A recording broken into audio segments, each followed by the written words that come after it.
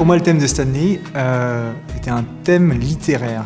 Donc j'ai cherché un jardin qui était présent dans la littérature. Je suis tombé sur un titre qui a retenu mon attention, Le Jardin des Supplices. Ça a été écrit à la fin du 19e siècle par Octave Mirbeau.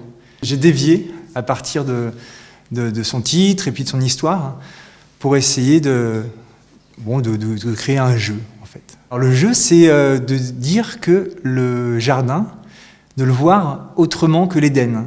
Et là, de se mettre dans une posture où on considère les actes qui sont pratiqués au jardin comme des actes de torture. C'est un biais pour essayer de questionner ce qui est beau, ce qui est laid. Pour commencer, il y a un sillon plaid, donc c'est un sillon qui est ponctué par une charrue et qui représente en quelque sorte la terre éventrée. Donc c'est une pratique ancestrale et c'est vrai qu'on questionne de plus en plus actuellement. On a une énorme tête de mort qui va être le totem du jardin, qui est la fabrique du bourreau. La souffrance, comment on peut la voir chez les végétales, donc il y a des végétaux tortueux, il y a un jeu autour du rouge, des taches de sang sur les feuillages.